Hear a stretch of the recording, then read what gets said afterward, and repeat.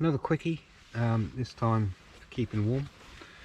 I've been doing this since I was about 20 years old, actually. I had an American half tent, which has no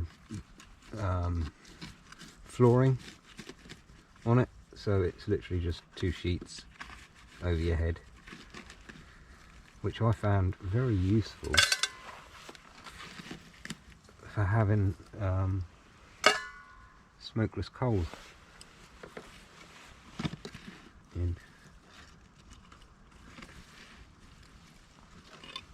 I'll take that as well.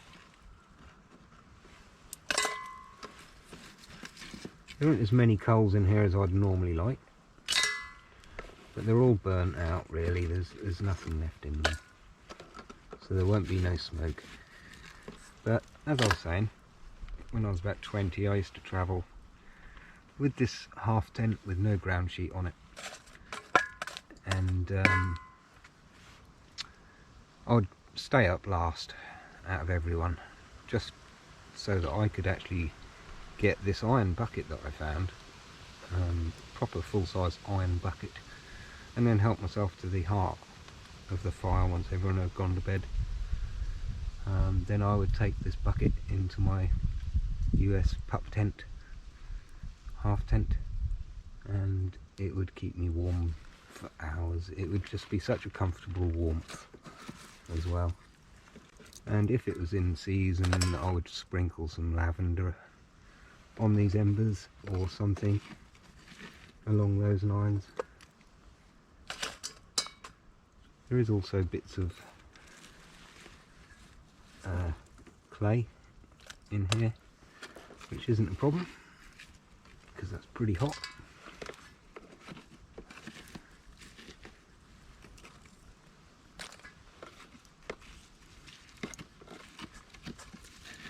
Really need to make a better tool for getting these bits out of here.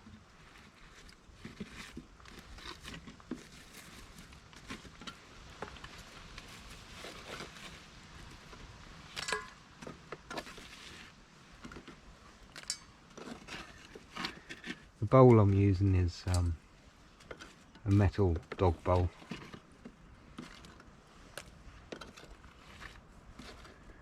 So it's not very thick and it does get very hot. So if you're taking this inside of something that's got a ground sheet on, I would not recommend you do it firstly, but if you have to, obviously you need something to take that heat out from the bottom. I've personally got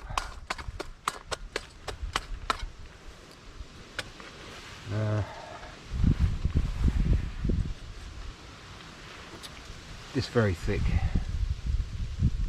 chunk of freshly cut pine. There's not any oil in there as such. I leave it out so it gets wet, so it never really dries out, and then I'd take that in the tent, pop it in the quietest corner, and make sure that I'm awake and staying away from it. But the warmth it produces is quite incredible. I mean, that's just too hot.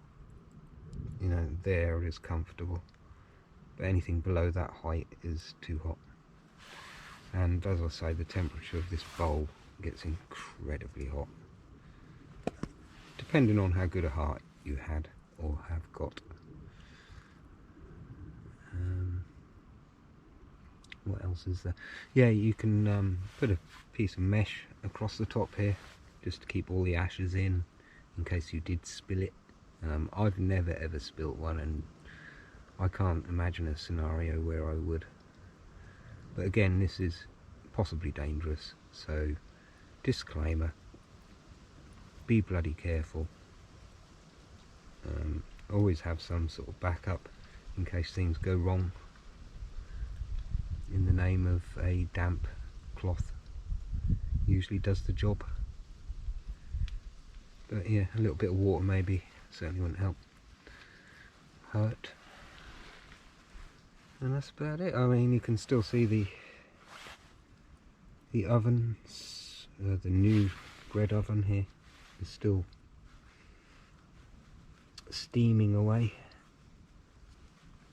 It's starting to get very hot here, almost too hot to touch. So this end will take a lot longer to dry, obviously. And in the back there you can see the old Roman candle still going. The liquid has gone down a little bit. I haven't needed to move the wick at all. It's doing its job brilliantly. So success. Not so successful. Kind of successful, but might crack and fall to pieces yet. This is a proven success. I mean, the heat that I'm getting just sat next to it is incredible. I would prefer an iron bucket, as I say, trusty old iron bucket or something, and do a proper job. So that's successful, always has been. And this little Roman candle alternative, I would say that's successful too. So a mixed bag, as always. If you can get one thing to work in every 3 you're doing okay. And I think I got 2 out of 3, I'm not sure. We'll have to see what happens with this. But that will be a nice level onion, oven about this high. Sealed with clay on the top. And then some kind of metal door that sits flush. It needs to be closed off so that I can benefit from the oven effect coming from my main oven. I don't want to put a hole in there, as I've said, because then it's going to want to draw air through my oven if these ovens are connected, and I don't want the air to be drawn through that way, because that's not going to do your bread or anything any good, is it? Cool air coming through. You want this to be a consistent temperature, don't you? So no other holes, blocked off as much as possible. And I think that just about sums us up. It's getting late, and that might be the last one for the night. I've got lots more to do yet still, but there's always another day. So until that time, take care, guys.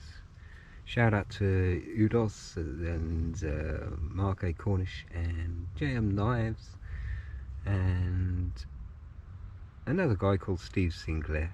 He's just a nice chap. He doesn't make videos or anything, but he's interesting to talk to, and it's good to talk. So until next time, take care in the woods.